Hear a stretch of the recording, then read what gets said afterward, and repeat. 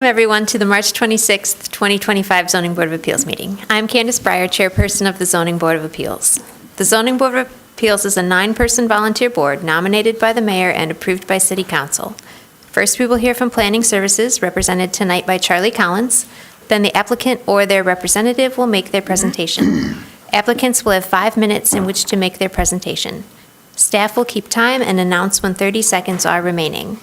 Public comment is available in person or remotely. We will first call on individuals present to address the board, then remote participants. To speak during a public hearing or during public comment remotely, press star 9 if listening by phone, or use the raise hand feature if viewing through the web link. For phone access, call 877-853-5247 and enter meeting ID 938-1648-1007. City staff will select callers that have raised their hand using the last 3 digits of your phone number or by name if available for those accessing through the web link. You will hear an automated announcement that the host is allowing you to speak. When speaking, please move to a quiet area and mute any television or background sounds. We may ask questions of either the city or the applicant. We will acknowledge any written comments received by the board. We will allow an appearing party to express their support or objections. The board will then discuss the appeal and formulate a motion to approve the appeal. 5 affirmative votes of the board will be required for an appeal to be granted. Finally, any qualified party who is aggrieved by a decision of the board can appeal that decision to the Washtenaw County Circuit Court on a timely basis. Roll call. Candace Breyer, I am here. Todd Grant. I am here. Dave DeVarty. Patty Laskowski. I'm here. Julie Weatherby. Here. Drew Denson.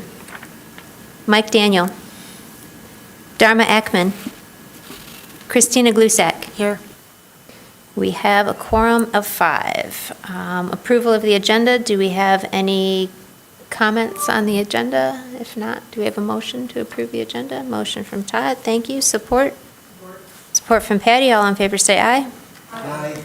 Opposed? Moving on to approval of minutes. We have minutes from the February 26th, 2025 ZBA meeting. Are there any comments or corrections to those minutes? All right, do we have a motion to approve those minutes? Thank you, Julie. Support? Yes. From Todd. All in favor say aye. Aye. Opposed?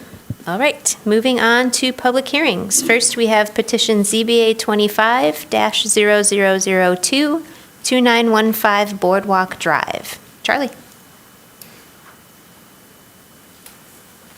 ZBA 25-002 at 2915 Boardwalk Drive.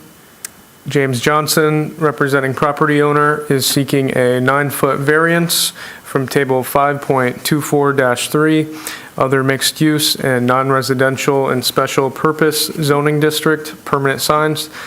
The applicant is replacing 2 existing non-conforming signs and installing 2 new signs at 29 feet in height. The maximum allowable height for the building is 20 feet, and the property is zoned TC1 Transit Corridor District. The subject property is located on the east side of Boardwalk Drive, north of East Eisenhower Parkway, in the Bryant-Pattengill East neighborhood. The building was constructed in 1992 and is 14,650 square feet in size. Table 5.24-3, other mixed use and non-residential and special purpose zoning districts permanent signs requires wall signs to be in the lowest 20 feet of the building when installed on a building less than 45 feet in total height. The subject building is approximately 30 feet in overall height. The applicant requests a variance to install 2 wall signs at a maximum height of 29 feet instead of the required 20 feet. Here is a zoning map highlighting the subject property. Location map, aerial view, zoomed in. Applicant submitted this GIS map, also highlighting the subject property. And here are the applicant submitted elevations and sign plans showing the existing on the left side of the screen and with mock of the proposed new signage on the right. It's 24 to the bottom of the new sign and 29 to the top. And here is the second sign that is being requested. Same height here. Here are the staff-provided photos.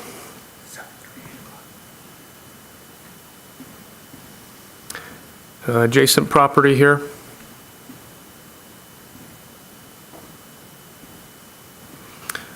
And that is the end of the staff report here. Thank you. Charlie, any questions for staff? Todd? So, Charlie, this is simply putting the new signs in the exact spot where the existing ones are, right? That's correct. Microphone.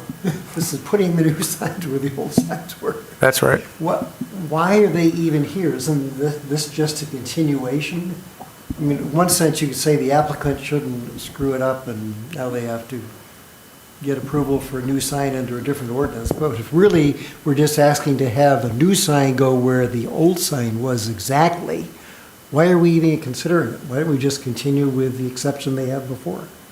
I don't get it. Why are we going through this? I might defer to John on this. So But that's, in 2019, the new sign ordinance came into effect, and these signs are currently non-conforming. And when they come down, they have to come in compliance with the new ordinance, and the new ordinance states signs can't be installed higher than 20 feet. does the ordinance specifically say that if you have an old sign, you simply want to renew it and replace it in the exact same spot? You says- have to go through this process? Yeah, when a non-conforming sign is replaced or taken down and the new sign is put up, the new construction, new sign has to meet today's ordinance.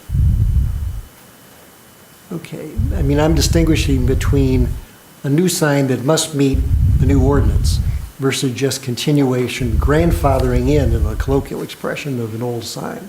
And there's no grandfathering in of the ordinance, is what you're saying. Well, the grandfathering would be to allow these existing signs to stay installed and continue. But once you remove them and you start with new signage, that has to meet today's current standards. So what if the G and the R fell off, and they go out and they buy a new G and an R and stick them on the sign? They could do that because that would be basic maintenance of the sign, and it wouldn't exceed 75% of the estimated cost of the sign. All right. Okay. Thank you. Any other questions for staff? All right, if the petitioner is here, if you could please come forward, sign in, state your name for the record, you'll have 5 minutes. Or if you're accessing remotely.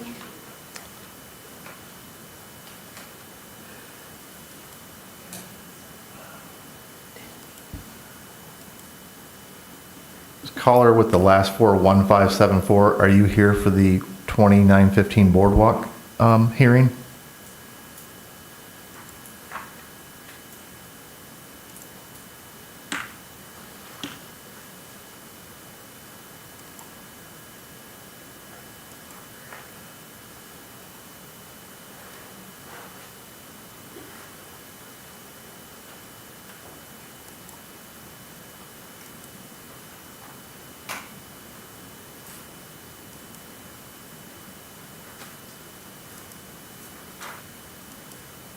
Caller with the last four, 1574, can you hear me?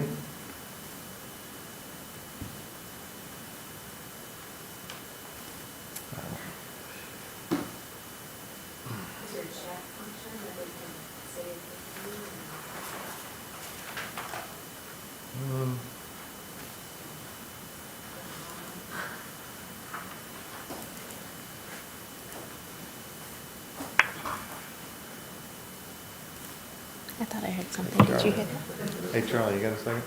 Come.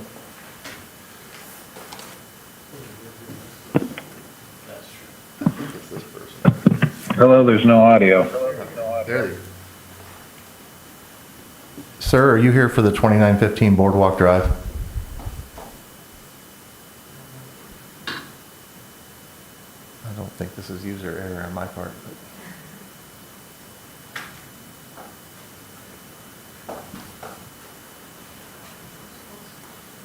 With these three, it should say promote to a panelist, Mm. or attendee, or promote to a panelist, it doesn't give you that. Can you hear us?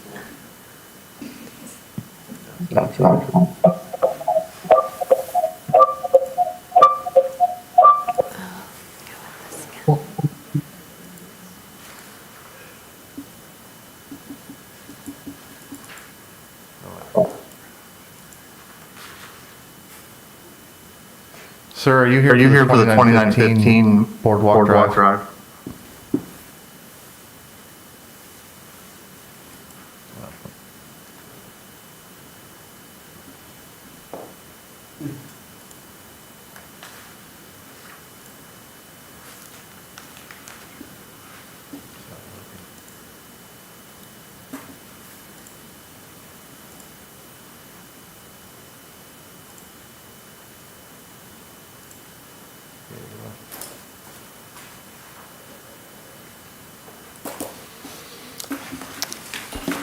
I'm not sure what to do with this because it's not, the function's not working, so. All right, well, we could move this to the end of, we could move it to the end of the agenda and move on and see if we can get this working while we wait. Because Well, I if think it'd not, be- there's not anyone here from, it appears there's not anyone here for this petition. If No. that person online is, This happened last month, so I mean, I'm fine with waiting to the end of the meeting because we're here, but does this mean that it's an automatic no, or is it just considered abandoned? at this point, I'm Jim Fields. inclined, Two no-shows. at this point, I'm inclined to deny it Yeah. if there's not anyone here. Right, right. They're obviously not that excited about it. So, well, I guess I'll entertain a motion to move this to the end of the So public moved, hearings. so moved. Support. Thank you, Todd. Thank you, Dave. All in favor, say aye. Aye. Opposed? All right, we'll come back to this one. And we will move on to petition ZBA 25-0006, 3755 Washtenaw Avenue. Charlie?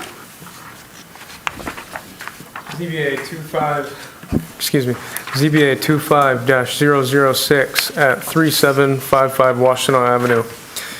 Patrick Stieber, representing property owner, is seeking a 7-foot variance from table 5.24-3, other mixed use and non-residential and special purpose zoning district permanent signs. The applicant is installing a new sign that will be 27 feet in height. The maximum allowable height for the building is 20 feet. The property is zoned TC1 Transit Corridor District. The subject property is located on the north side of Washtenaw Avenue between Chalmers Drive and US 23. The property is in the Arborland Shopping Center. According to city assessor's records, the building was erected in the early 1960s prior to site plan approvals. Table 5.24-3, other mixed use and non-residential and special purpose zoning districts permanent signs requires wall signs to be in the lowest 20 feet of the building when installed on a building less than 45 feet in total height. The subject building is approximately 31 feet in overall height. The applicant requests a variance to install a wall sign at a maximum height of 27 feet instead of the required 20 feet. Here is the zoning map highlighting the Arborland Shopping Center. Here is an aerial location view. If you see my mouse, this is the storefront where the wall sign is being proposed. Zoomed in here, if you look at my mouse again, it is this building here. This is an applicant submitted aerial photo. And here are the applicant submitted plans. Here is showing the dimensions of the proposed sign. At its lowest, 24 feet, and at its highest, 27 feet.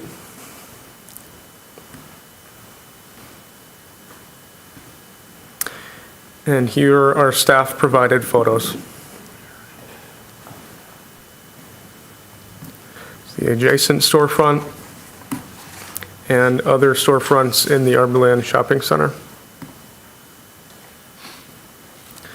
That's all. Thank you, Charlie. Any questions for staff? Todd? Charlie, this is just, as you're facing the storefronts, just to the left of Office Max, correct? That's correct. Okay, thank you. Any other questions for staff? Yeah, Julie? The other signs that you showed, where are the signs on those buildings? Are those within the 20 feet? Yes. I believe those signs were erected prior to the 2019 sign ordinance that John referenced in the previous case, and that is why Skechers is applying for this variance because of that. Because those other signs were before 2019, they're exempt from the new ordinance now. Okay. Recently, there were a couple applications. Yeah, they Do are. you recall that? Yes, it was Marshall's and Yeah, I was can't trying to remember recall. what the So I other was one wondering was. if they had installed Are these here? their signage yet, but it was, yeah, on the main facade, I mean, of the main building. For what it's worth, I was just curious if those had been installed just for comparison. And there's but- a lot of variation in the signs. Do you recall, John? They had to get variance as well. Yeah, they Yes. did. Both were passed. Pardon me? Weren't both approved? One was and one was not. Oh, okay. The one that was approved, was it installed? I believe it has been.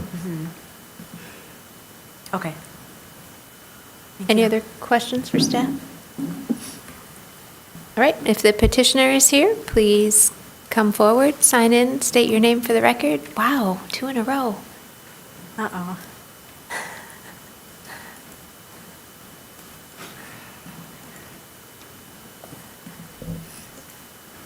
Mr. Fields, Jim Fields, if you're there, you can go ahead and speak.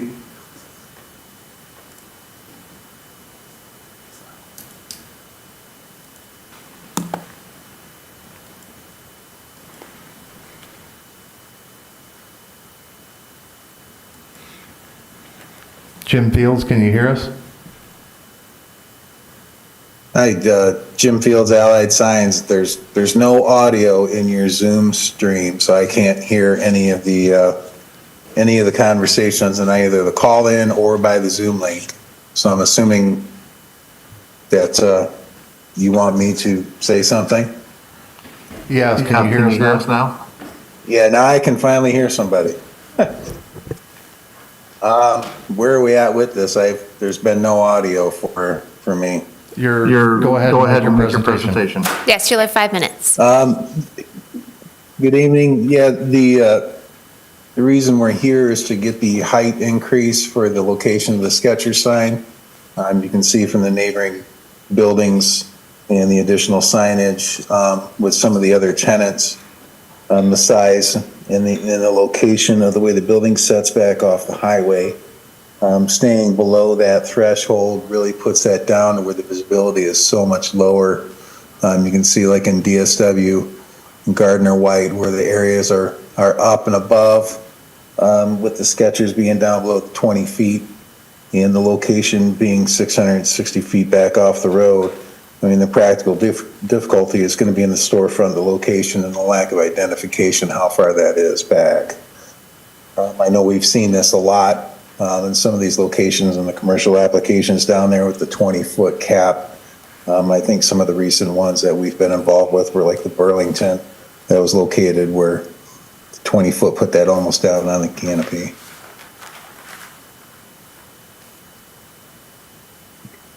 Okay, thank you. Any questions for the petitioner? Yes. Yeah, Todd? Sir, if you had to meet the 20-foot height requirement, the sign would still be above the 3 window areas, is that correct?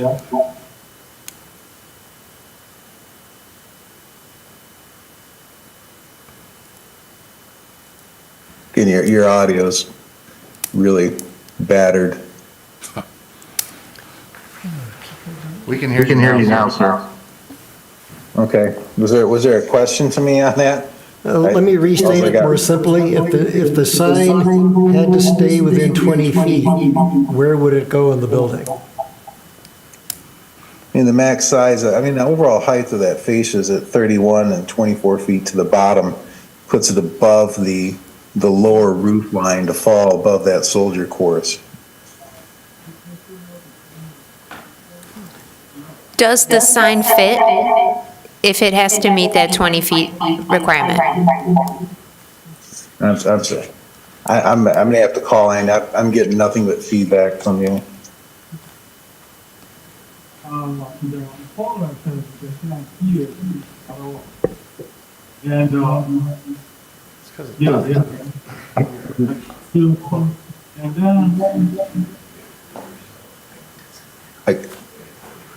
I'll try to call in on the phone.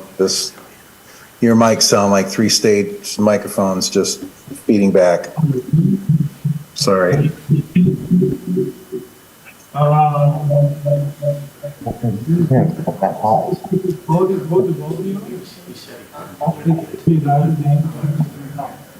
All right, while we wait for, If it's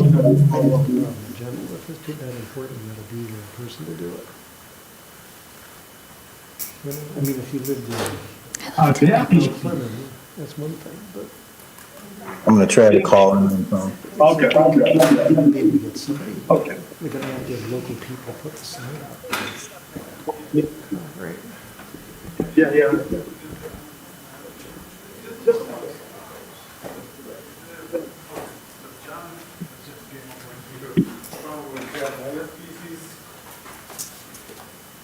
I love the nice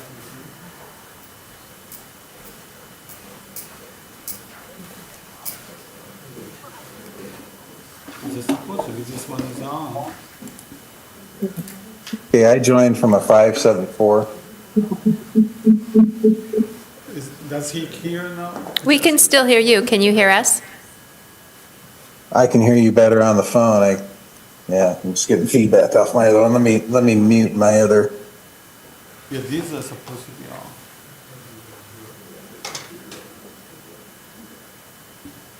Okay, Todd, did you want to ask your question again? Okay, it seems so. So what were Sir, the questions on the location here? My question to you, sir, is if you had to comply with the 20-foot maximum height, you would still be able to put the Skechers sign above the three windowed entrances, correct? Because it looks like the lower level of that is 14 feet.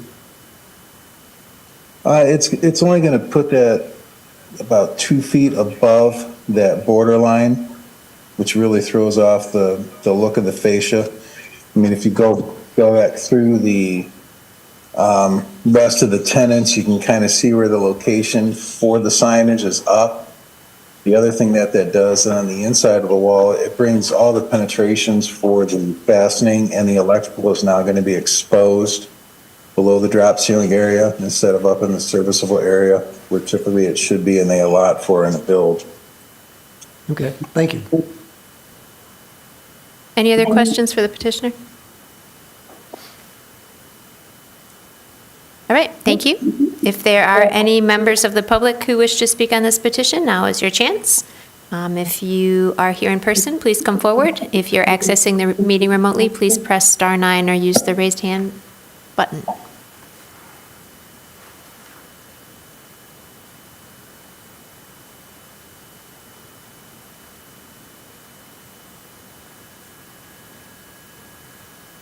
There's no other callers. Thank you, John. With that, the public hearing is closed and we're in discussion.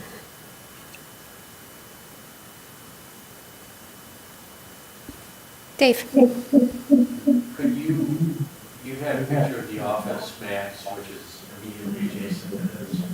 Could you shoot that up there? Is that within the 20 feet? It looks like it is, but maybe not.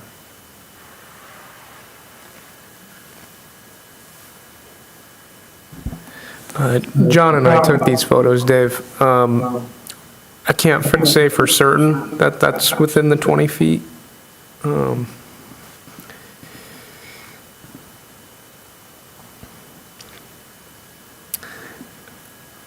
But if I had to make an educated guess, I think, yeah, If it's not, it appears to be pretty close. yeah.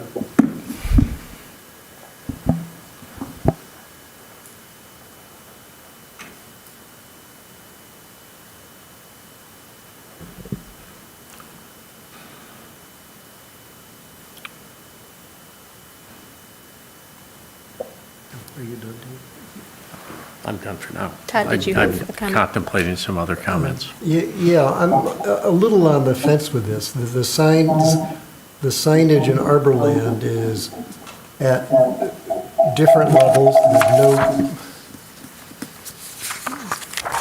There's no uniformity in signage. I would note that when you're busy trying to survive Washtenaw traffic, no one is looking into Arborland to see where a store is. You know, John, this feedback is really annoying. I know.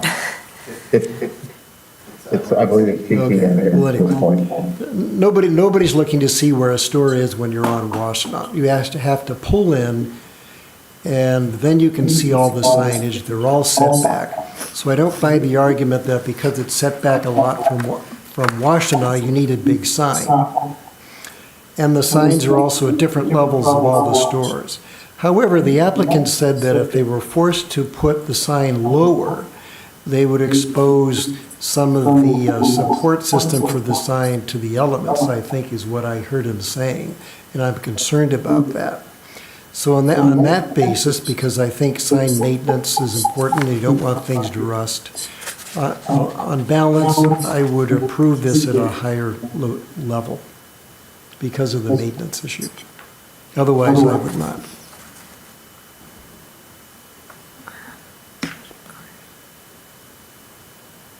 Any other comments?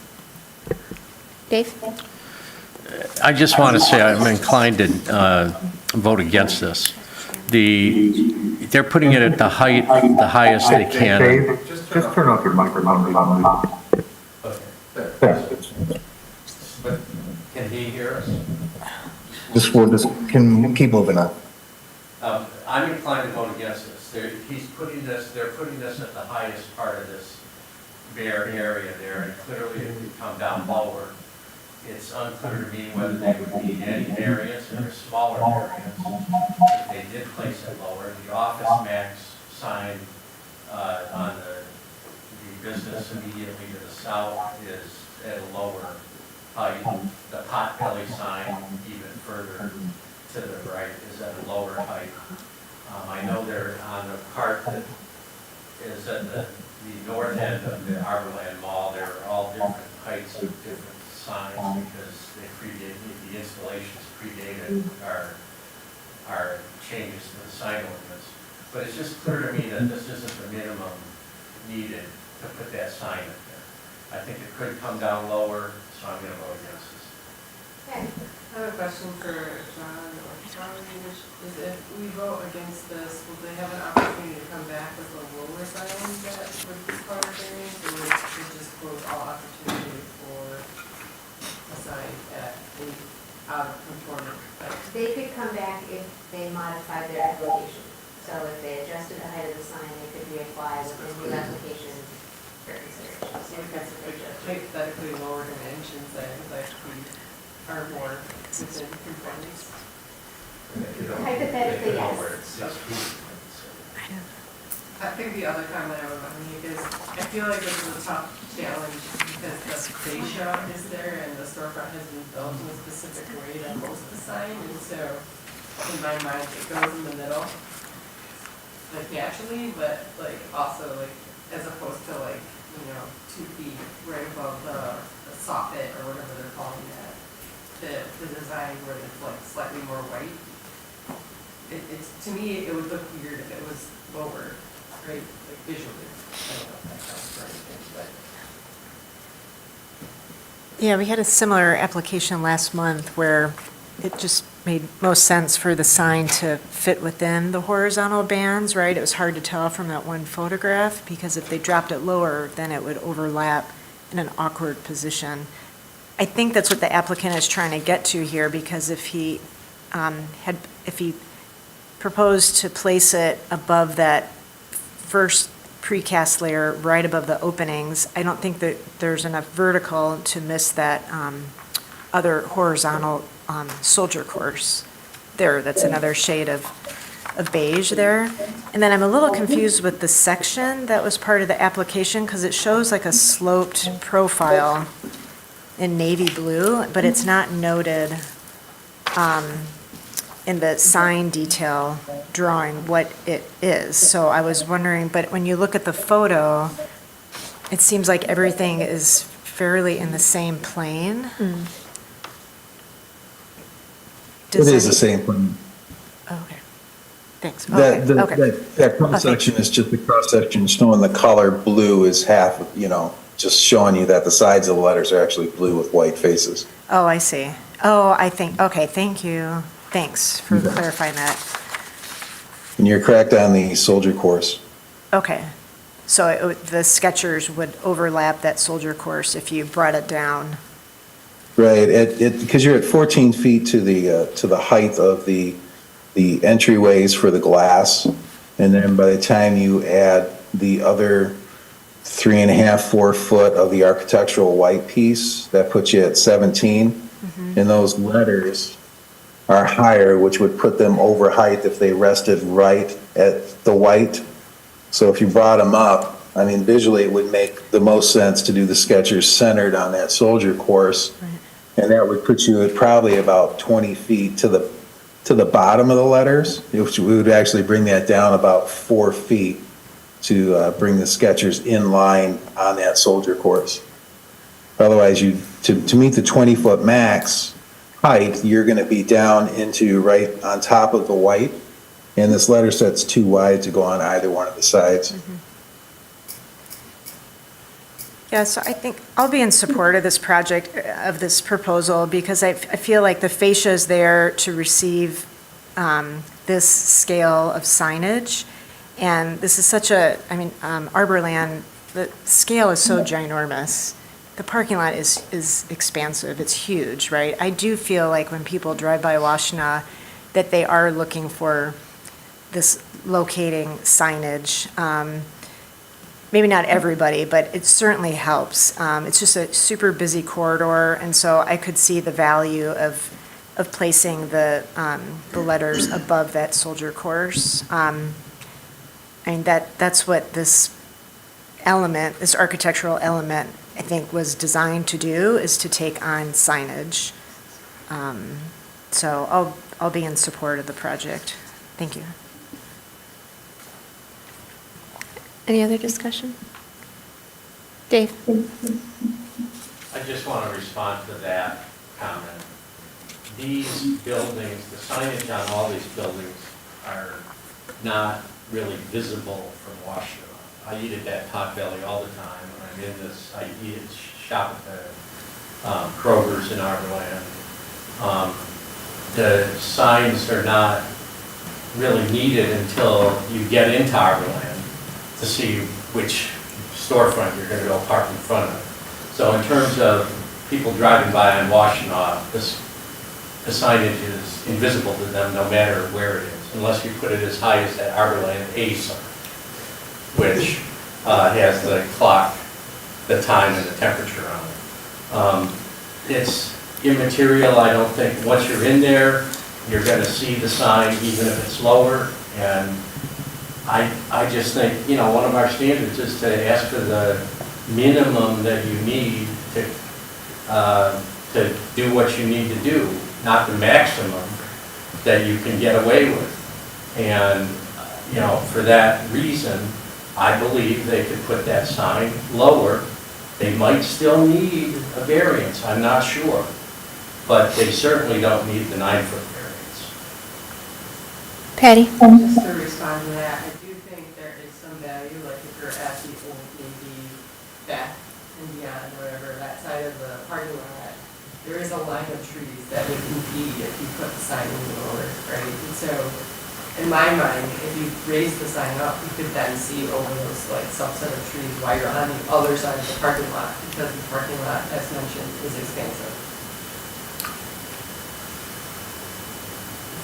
I am struggling with this because I can see both sides. I agree that these buildings, being existing buildings, I think were designed to have the signs in the places where they exist on many of the existing establishments and where it's being proposed on this one. Do I think it might look a little bit odd to bring it lower? Perhaps. That said, I don't know that there's a real hardship in this, other than they want the sign higher for visibility purposes. Them having a lower sign, they could still have a sign.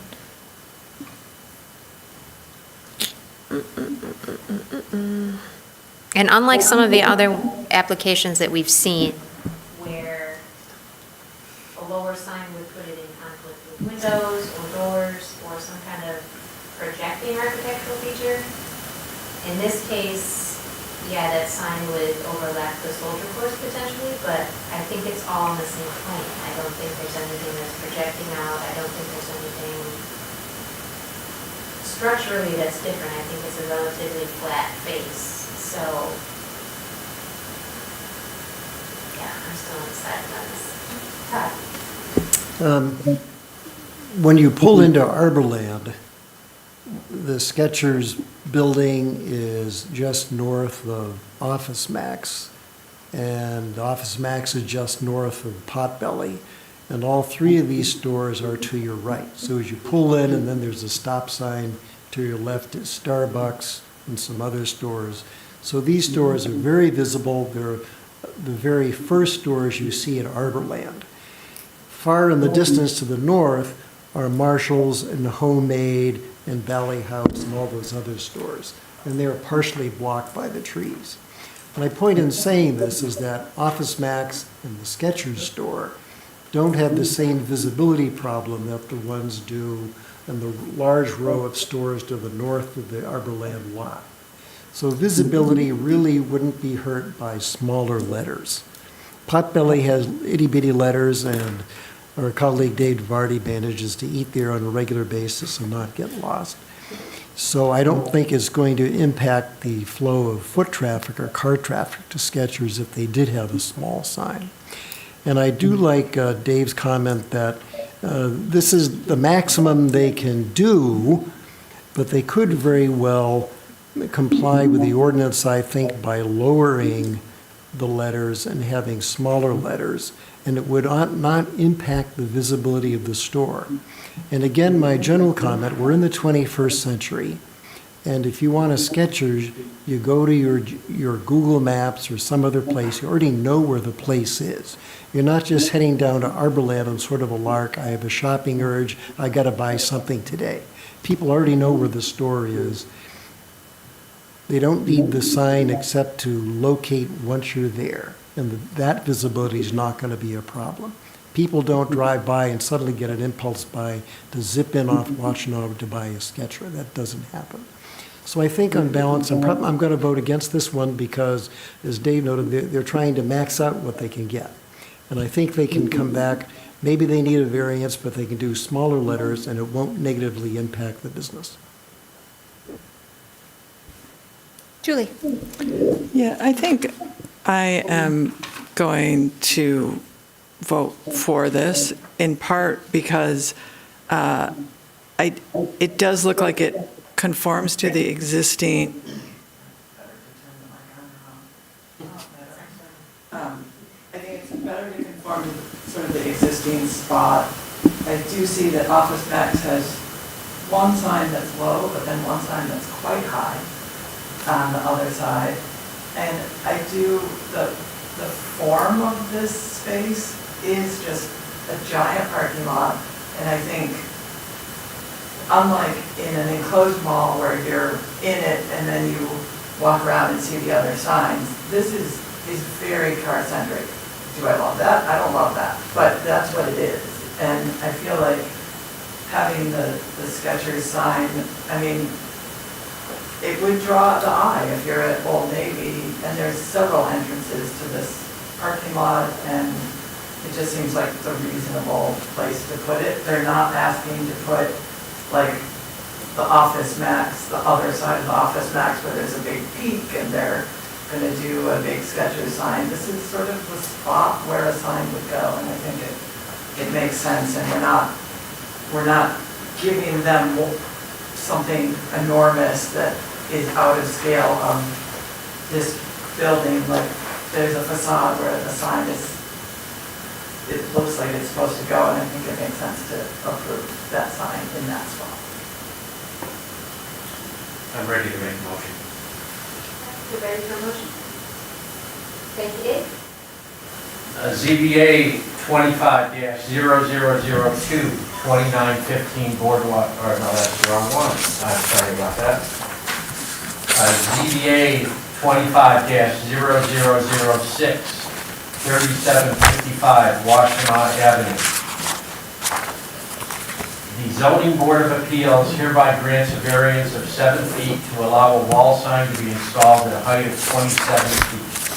Table 5.24-3, table other, I'm not, this is looking confused. Okay, table 5.24-3, other mixed use and non-residential and special purpose zoning district permanent signs require a maximum height of 20 feet for wall signs on buildings less than 45 feet in height. The signs are to be, or the sign is to be installed per the submitted plans.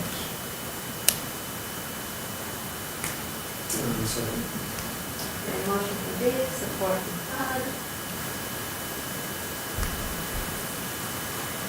Todd? No. Julie? Yes. Dave? They've already know. Christina? Yes. Patty?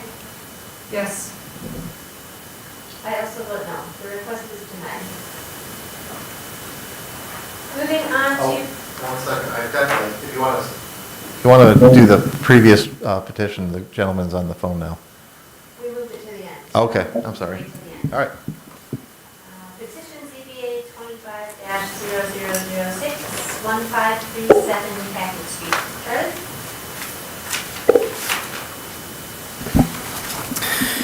ZBA 25-0007 at 1537 Packard Street. David Lewis, representing property owner, is requesting relief from Section 5.32.2, alteration to a non-conforming structure, to renovate an existing basement. The renovation will include a recreation room, bathroom, and laundry area for each unit of the duplex. The proposed construction does not include new bedrooms or kitchens. The property is zoned R4C multiple family dwelling district. The subject property is located at the corner of Packard Street and Morton Avenue in the Burns Park neighborhood. The home was built in 1925 and is approximately 3,200 square feet in size. The home is currently certified as a short-term rental duplex. Each unit has 6 bedrooms. The subject property is non-conforming for the required average front setback along the Morton Avenue side of the property. The required average front setback is 30 feet 1 inch, and the front of the residence is 20 feet 6 inches from the lot line. The newly proposed habitable space in the basement requires ZBA approval. Here's a zoning map detailing the subject property. Here is an aerial location map, subject property highlighted. Zoom in aerial. Here is an applicant provided survey. Site plan. Basement demo plan. The basement plan, which is adding a rec room, bathroom, and laundry area for each unit separated by a partition wall. Staff provided photos. This is the adjacent property to the northwest.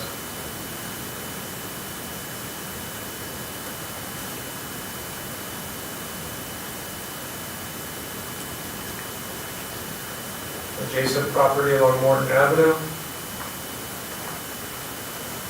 And from the rear of the property. Thank you, Charlie. Questions for staff? Julie? So this is one that is not introducing any new nonconformities, right? So this is one that should the process go through, we would not see in the future. I believe that's correct, but I would appreciate John's confirmation as well. What was, oh, yes, that, hold on. The text amendment will be going April 7th for second reading at City Council, and then it'll take effect, I think, by April 21st. So that would not, this would not have to adhere to that next month. Any questions for staff? Right, if the petitioner is here, please come forward, sign and state your name for the record and with that. Good evening, my name is David Lewis. I am the architect for the project. I think Charlie covered everything. It's a pretty simple job. We're just fixing up the basement of the existing duplex.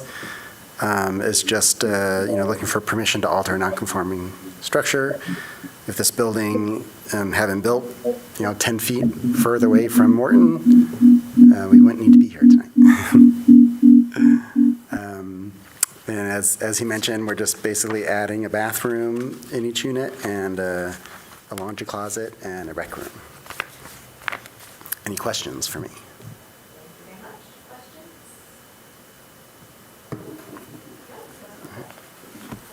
Is anyone else from the petition? Anyone else from the public who wishes to speak on this petition, now's your chance. If you're here in person, please come forward. If you're accessing the meeting remotely, please press *9 or use the raise hand function.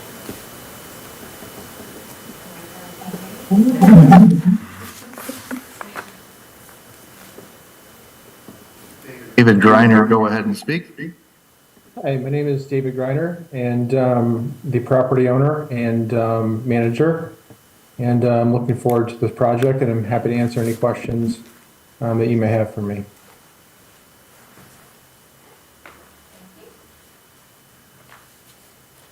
there anyone else who wishes to speak on this petition?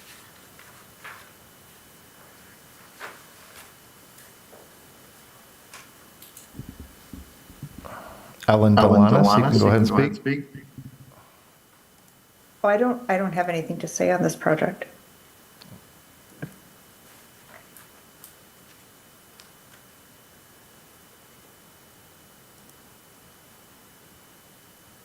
I'm seeing nobody else. Thank you, John. I do not believe we received any correspondence on this petition, so with that, the public hearing is closed, and we are in discussion.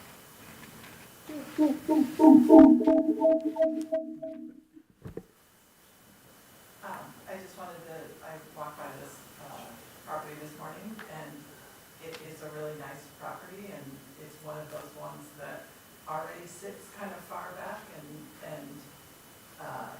is one of the things that people, I'll do a little soapbox for our current zoning, which is a little weird sometimes, because people think that property should be closer, but our actual zoning is pushing the properties farther back, and I'm happy to support this because it looks like they're doing a really good job with the house and making it being a nice neighbor.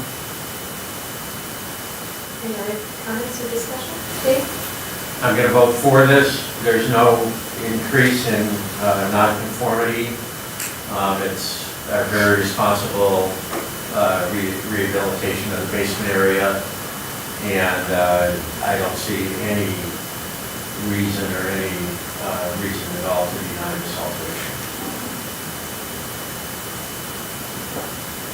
Any other discussion? We ready for motion? Got a motion in front of me. Thank you, Dave. ZBA 25-0007, 1537 Packard Street, alteration to a non-conforming structure.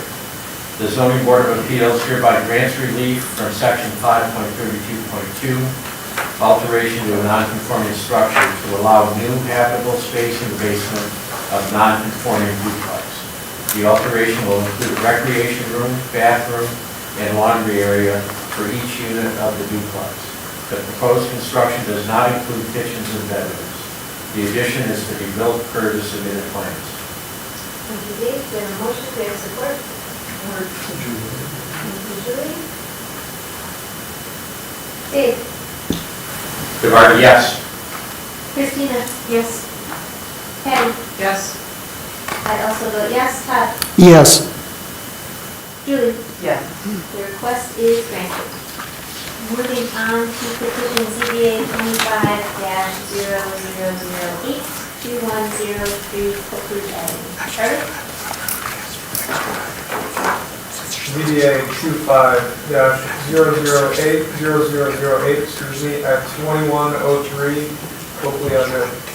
Terra Firma Incorporated, representing property owner, is seeking a 7-foot, 5-inch variance from the required 40-foot rear yard setback. The proposed construction includes the demolition of the existing screen porch and new construction of an approximately 123 square foot screen porch in the same footprint.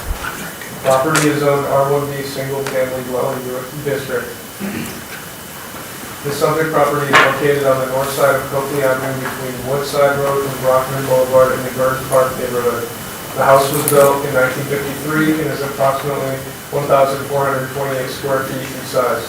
The home is on a non-conforming lot, as the R1B district minimum lot size is 10,000 square feet and the actual lot size is 9,583 square feet according to city assessor's records. The subject property is seeking a variance to remove a 123 square foot screen porch and build a new 123 square foot screen porch in the same location. The new addition will be constructed in the rear yard 32 feet and 7 inches from the lot line. The proposed construction requires a variance from the ZBA. Here is a zoning map highlighting the subject property. There's a location aerial and a zoomed in aerial. You can see the existing screen porch on the north side of the structure. Here is applicant submitted survey and elevations.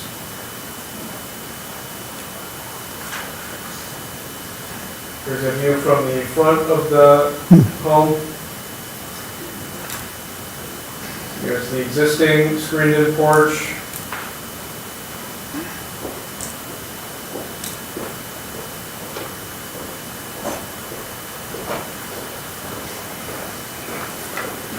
And a view facing the rear of the property where an existing vegetative buffer lies.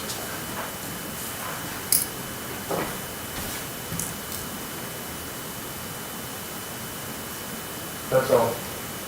Thank you, Charlie. Questions for staff? All right, if the petitioner is here, please come forward, sign in, state your name for the record, you'll have 5 minutes. Good evening. My name is Dave Silverman. I'm representing both Terra Firma and the homeowners, Ellen Delonis and her partner.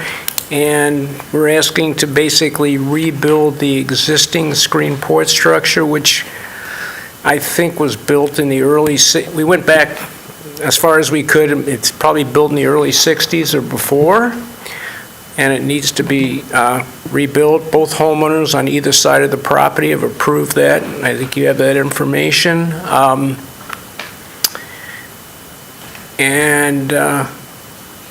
We're using, obviously, we're rebuilding it, which is a non-conforming structure in the same footprint as it is now. Thank you. Any questions for the petitioner? All right, thank you very much. If there's anyone from the public who wishes to speak on this petition, please come forward if in person or accessing remotely, please press star 9 or use the raise hand feature. Ellen Delonis, are you for this petition? Yes, unfortunately, we were not able to hear any of the presentation, so we're not certain what was said. Or we've been on the phone, but we didn't have any audio. Well, if you have anything to say right now, this would be the time.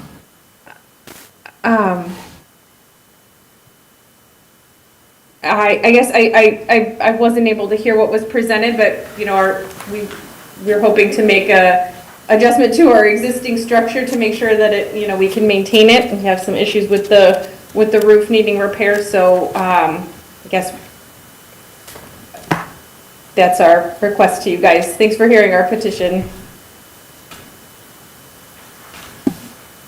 Thank you. Anyone else to speak on this petition? I will note we did receive a letter of support from Mary Jane Warden,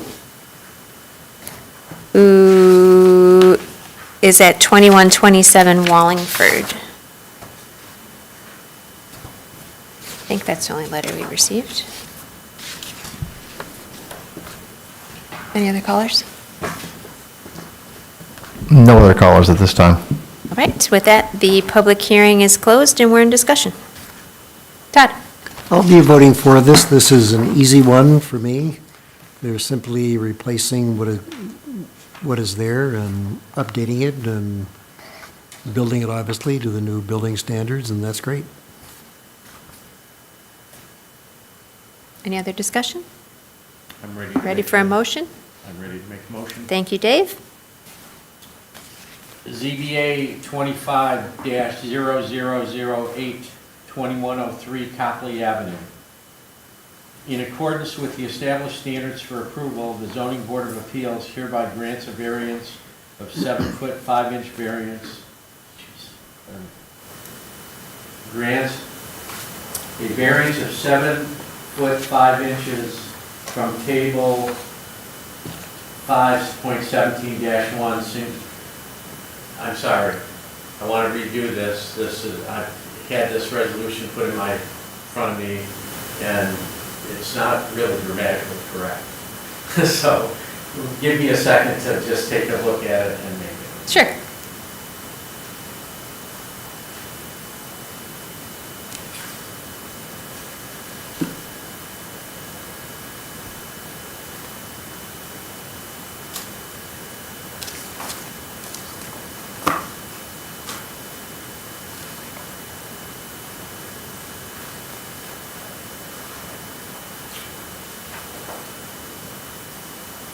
Okay, I made a simple change.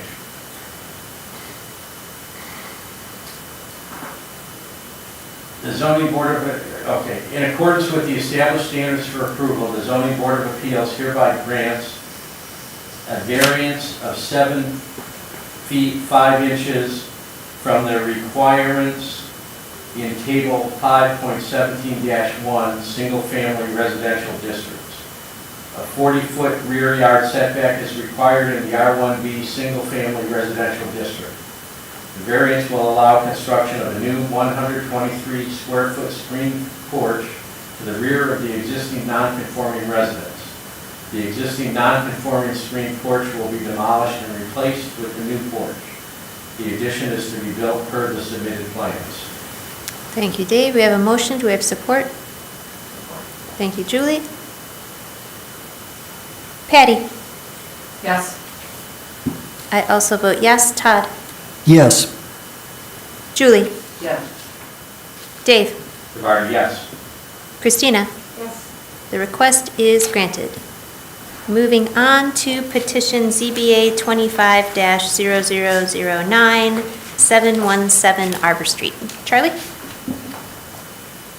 ZBA 25-0009 at 717 Arbor Street. Rod Fowler, representing property owner, is requesting relief from section 5.32.2, alteration to a non-conforming structure to renovate an existing 2-unit, 7-bedroom apartment building. The proposed construction will allow new habitable space in the basement. The new construction will create 2 6-bedroom apartments. The property is non-conforming for lot width, area, and setbacks. The property is zoned R4C, multiple family dwelling district. The subject property is located on the north side of Arbor Street between South State Street and Oakland Avenue in the Burns Park neighborhood. The building was erected in 1910 and is approximately 1,450 square feet in size. The subject property is non-conforming for lot area, 2,240 square feet, lot width 32 feet, and side and rear setbacks. The owners are proposing new additions to each floor. The basement construction includes adding 3 new bedrooms, 2 bathrooms, and removing a kitchen. The first floor construction includes 2 new bathrooms and 1 bedroom. The second floor construction will add 2 new bathrooms and a kitchen. The third floor construction will include 2 new bedrooms and bathrooms. The new construction requires alteration approval from the ZBA.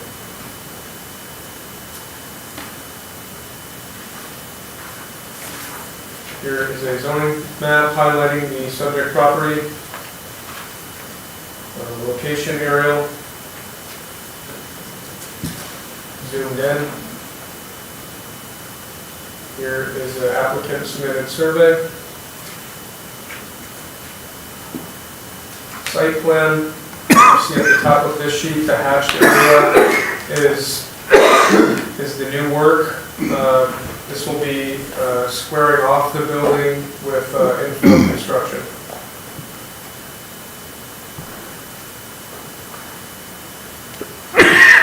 Here are the new first floor plans on the bottom of the screen, which includes 2 new bathrooms and 1 bedroom. Here is new second floor plans, which includes adding 2 bathrooms and a kitchen. Third floor plans include 2 new bedrooms and bathrooms. And the new basement, which is becoming habitable, which includes 3 new bedrooms, 2 bathrooms, as well as removing a kitchen. Here are the elevations of the property. Again, it'll be squaring off this structure with infill construction. This.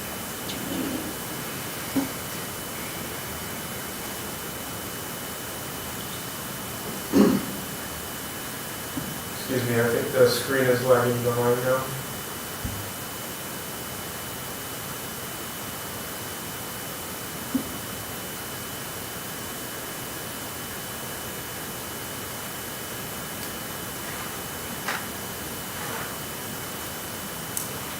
Now we have lost the document.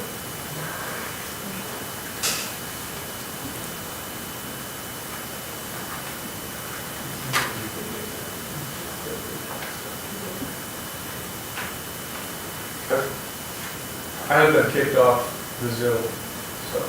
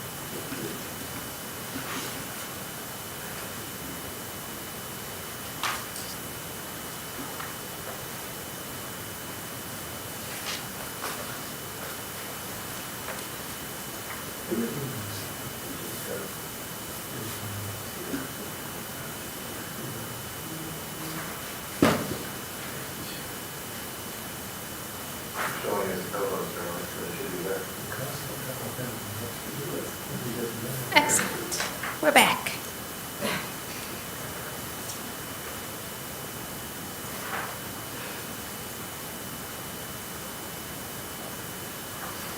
Okay, apologies for the delay.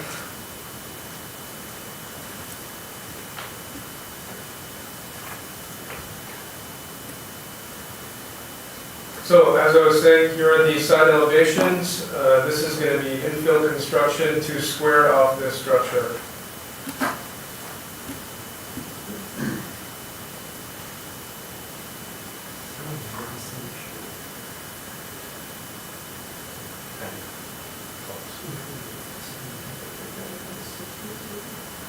Here are the staff provided photos from the front.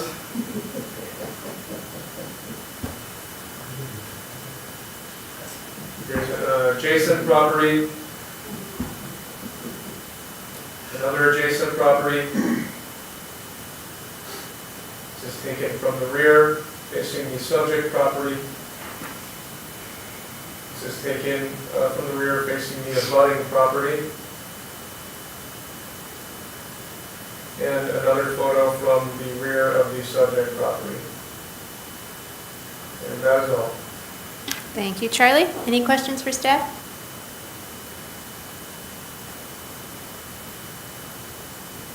All right, if the petitioner's here, please come forward, sign in, state your name for the record. You will have 5 minutes. Hi, my name is Rob Fowler. I'm representing the owner. So, yes, we want to square off the building, keep it within its existing footprint, finish the basement all the way up to the 3rd floor, so the entire building will be updated, new window siding, brought up to code. It's surrounded by student houses, so there's not going to be any effect on the neighborhood. I'm not going to lose any parking spaces, but there's not much there.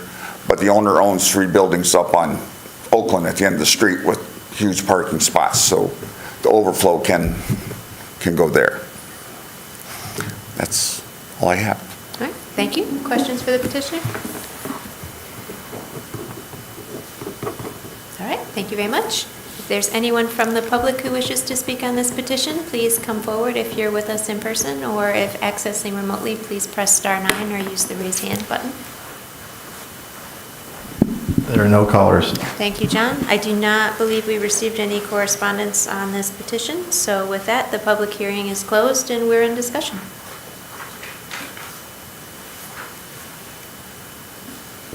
Todd?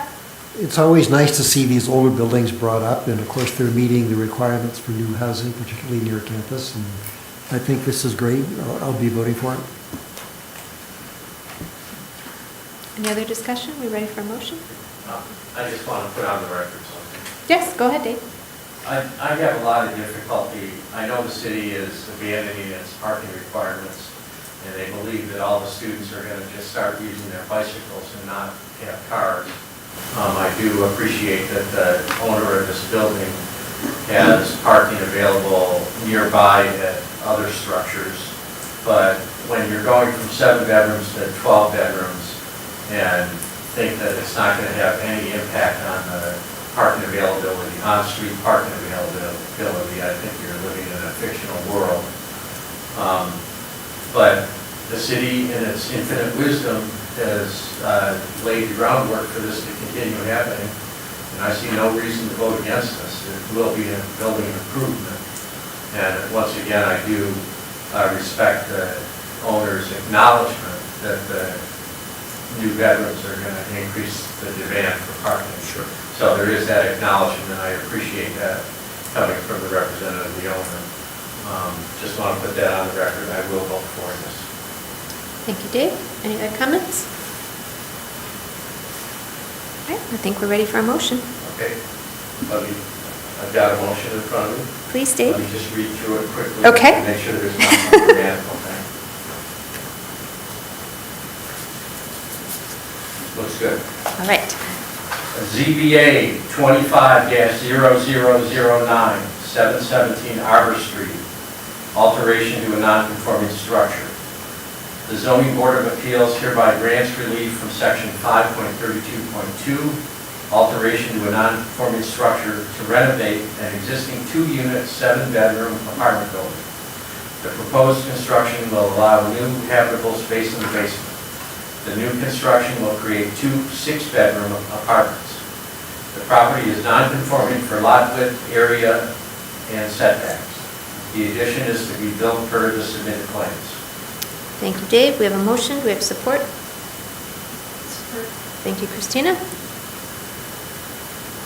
Christina? Yes. Patty? Yes. I also vote yes. Todd? Yes. Julie? Yes. Dave?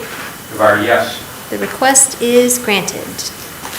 Moving back to petition ZBA 25-0002, 2915 Boardwalk Drive.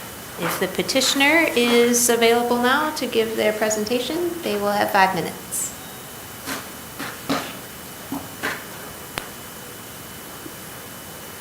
Will Johnson, can you hear us?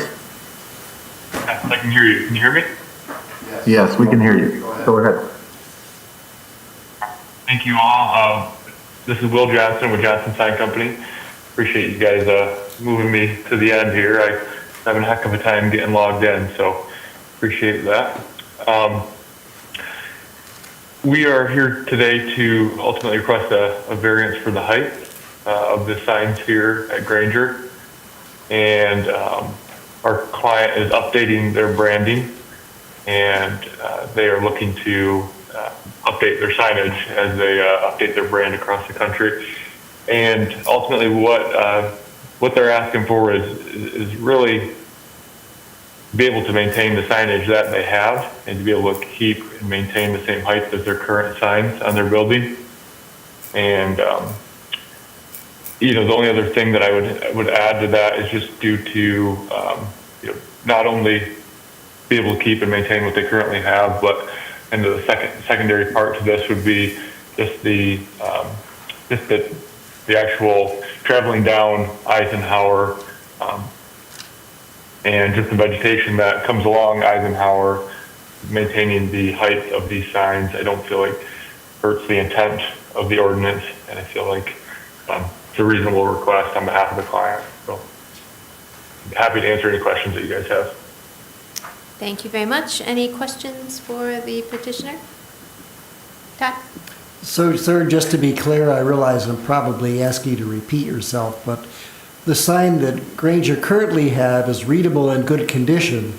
You just have a mandate from corporate headquarters to update the lettering. Is that correct?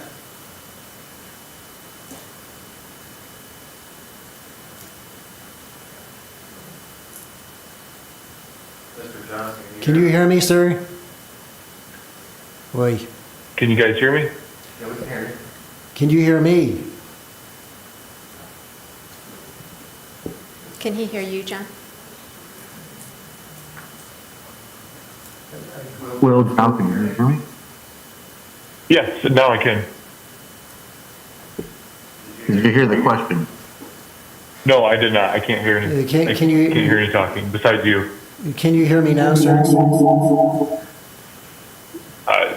Yes, kind of echoey, but I'll try to work through it. Okay. My understanding is the current Granger sign is working just fine, but corporate headquarters want you to update the lettering. Sorry, sir, I'm having a Well, really hard time with that. I withdraw my question. This is just stupid. Echoing really bad. I'm pretty sure I heard him say it's brand updated. Yes. Thank you. I guess I have a question. Dave, yes. Can I come down and speak out of your microphone? John? Sure. Can you hear me, Will? Will, can you hear me? I'm sorry, if you guys are talking, I can't hear you. Can you hear me? Yes, I can hear you. Okay. I just came down to John's microphone. We had an earlier sign ordinance variance exactly like this. I'll try. Can you hear us still? Yep, I can hear you. Yep. Okay. So, it was just like this. There's space underneath where you're proposing to put this, where you could comply with the ordinance. And I'm wondering if there's any special constraint that requires you to not do that and need a variance. I believe the visibility from Eisenhower is definitely a hardship. I traveled this road quite a bit. There's a lot of vegetation along the side of the road here, and these signs are propped up right above where the trees and vegetation are.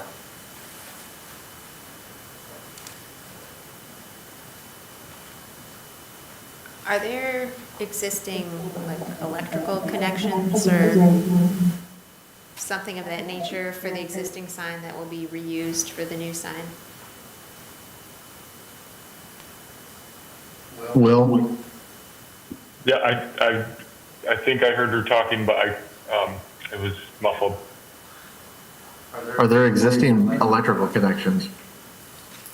There are just, Go ahead.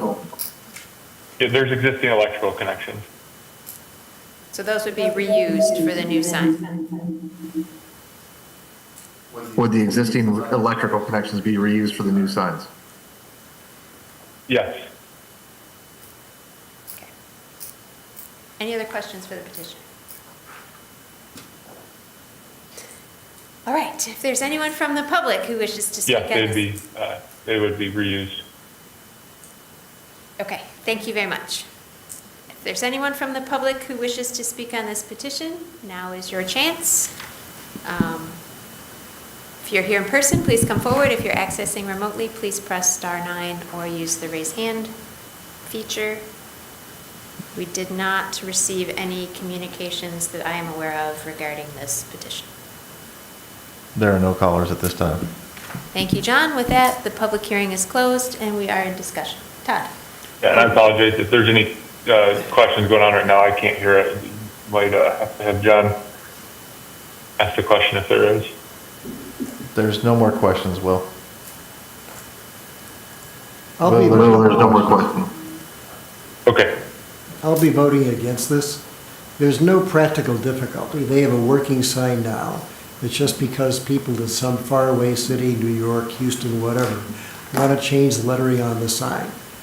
And so they can have a new sign with fancy lettering, but it has to comply with the new ordinance. So it doesn't meet criterion 1 or criterion 2. Again, no practical difficulty. And as for criterion number 4, it's clearly self-imposed. They don't have a problem now. But if they want to fiddle with their lettering, they have to comply with the new ordinance. I'll be voting no.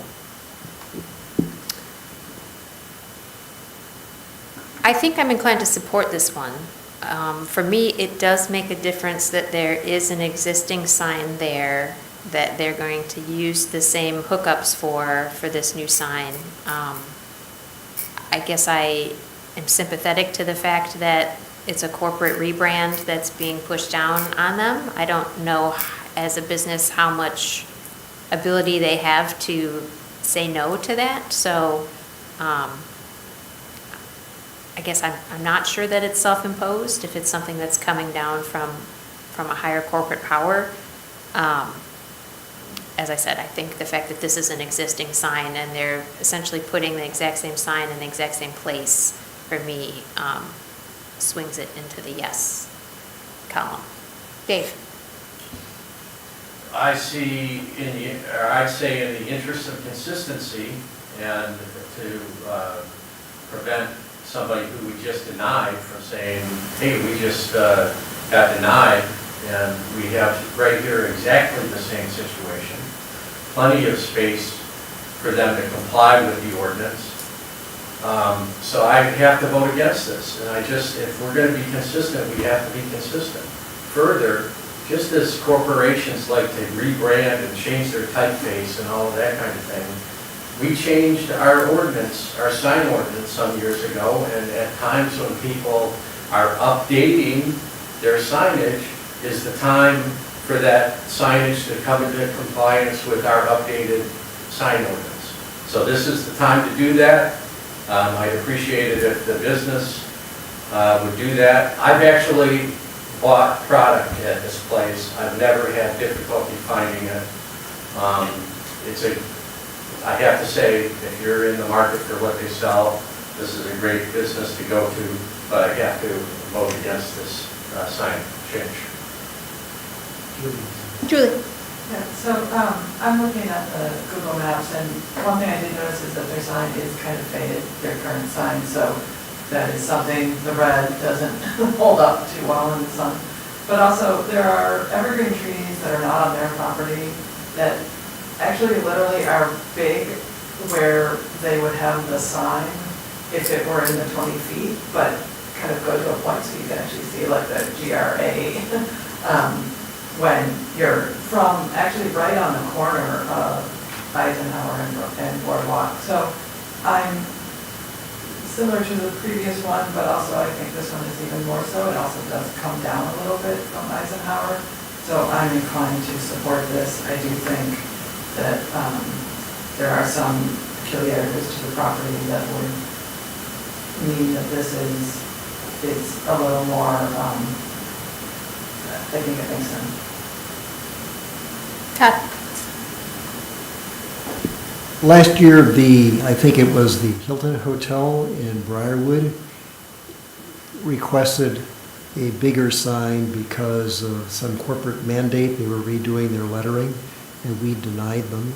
We noted that one of the other hotels in Briarwood had a much smaller sign than they did, and it was not going to hamper their business.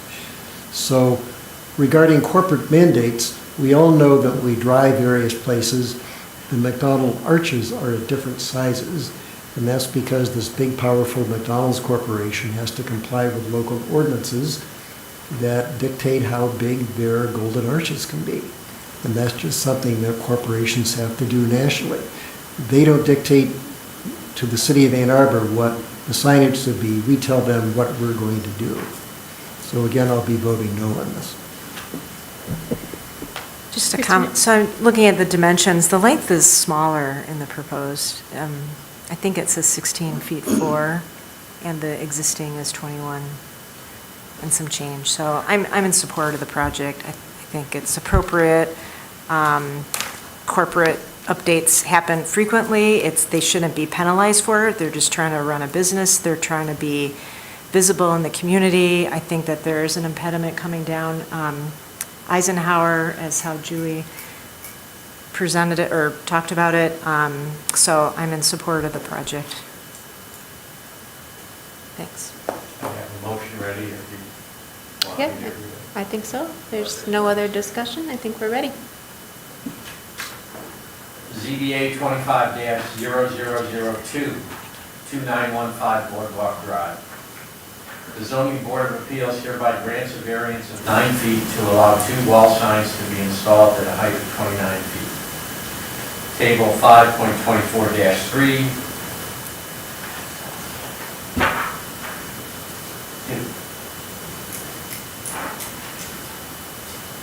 Table, again, this is a convoluted board. Where should this go?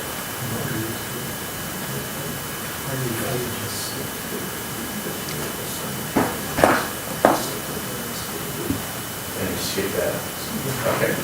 So let me do this. I'll start over. ZBA 25-0002, 2915 Boardwalk Drive. The zoning board of appeals hereby grants a variance of 9 feet to allow 2 wall signs to be installed at a height of 29 feet. Other mixed-use and non-residential and special-purpose zoning district permanent signs require a maximum height of 20 feet for wall signs on buildings less than 45 feet in height. The signs are to be installed per the submitted plans. Thank you, Dave. We have a motion. Do we have support? Thank you, Todd. Julie? Yes. Dave? DeVarty, no.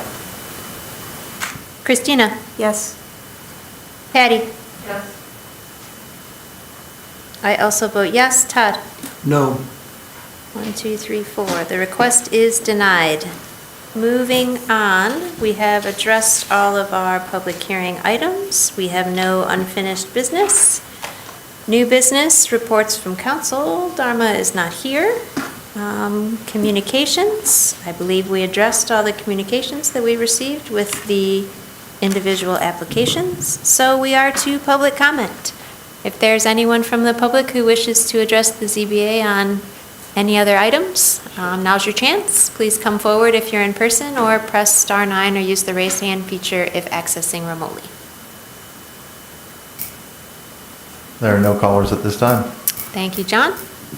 I have one now. Yes, Dave, please. Right now, the Ann Arbor Film Festival is going on.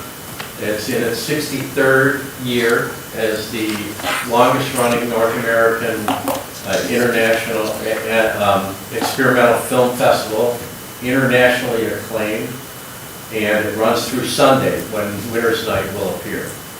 As a special treat for my colleagues on the ZBA, I am offering each of them a ticket that I prepaid for, or 2 tickets if you'd like. And I have the programs, so you could take a look at the programs. For those of you that are my age, you might remember the band Devo, and there is a new documentary that'll be showing later this week at the festival. And right now, we're missing the restored Devo music videos, which are showing right now at the Michigan Theater, and we're missing them. But 2 of the members of Devo are here as part of this festival. And that's just a special presentation. It's not the films in competition. And I offer any of my colleagues here 2 tickets to the film festival. Thank you, Dave. To one program. Any other comments? Do we have a motion to adjourn? So Thank you, Dave. Support? Majority of it. All right, everyone supports. All in favor, say aye. Aye. Opposed? We're adjourned. Thank you, everyone. So here's the tricky part.